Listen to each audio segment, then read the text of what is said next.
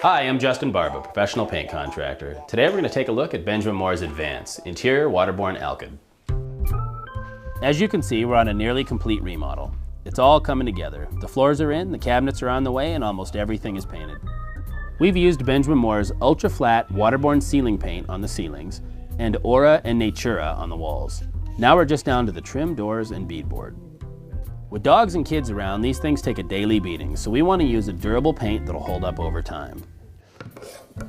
In this case, we're using Benjamin Moore's Advance. It's a revolutionary oil-based paint that offers low VOC, low odor, and cleans up with soap and water. Yep, you heard me right. It's an oil you can barely smell, and it cleans up with soap and water.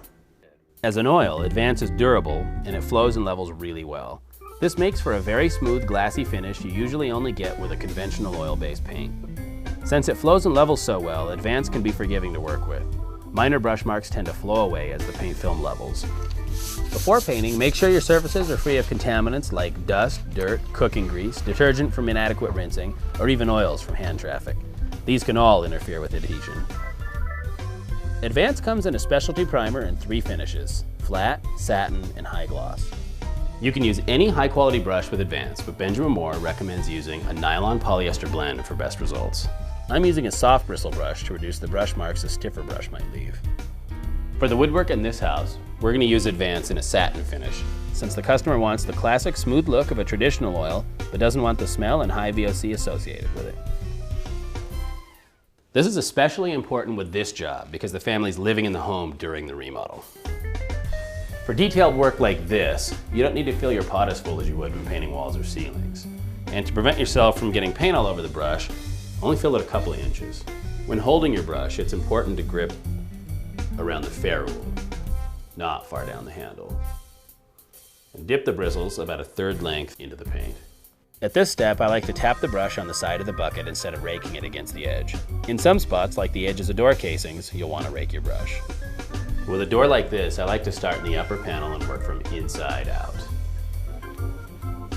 And with Advance, remember one thing above all: don't put on too much paint. Maintain a wet edge as you go, working quickly to lay on the paint in an even, thin coat. As you lay it on, be careful not to apply too much, especially in nooks and crannies or horizontal surfaces, since these areas tend to catch and channel the paint, creating runs or sags. If you find you have a run, you can easily fix it. First, remove all excess paint from your brush.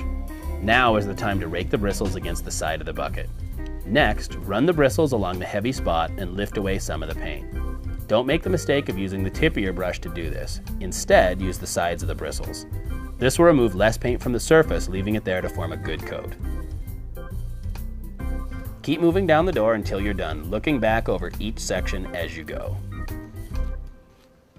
When painting bigger surfaces like this, you have all kinds of options for applying more paint faster. You can use a normal 9-inch roller, or you can go with a jumbo coater like this. Painters call these a weenie roller. I'm using a short nap mohair cover for this beadboard since it'll give me good control over how much paint I apply and should help smooth it out well. Begin by brushing the edges of the beadboard, laying on the paint away from the corner. Avoid getting too much paint too close to the edge.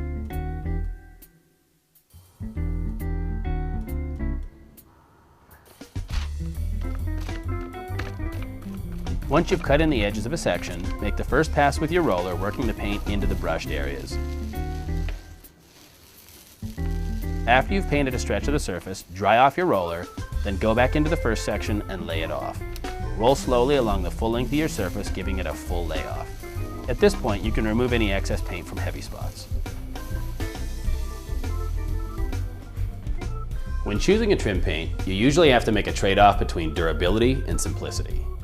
To get the toughness of an oil, you usually have to accept that it'll smell terrible, has to be cleaned up with paint thinner, and yellows over time. With Advance, you get the durability of an oil, but as I said, it cleans up with water, doesn't smell bad, and offers minimal yellowing as it ages. I'm Justin Barba. Thanks for joining me for this look at Benjamin Moore's Advance Interior Waterborne Oil-Based Paint.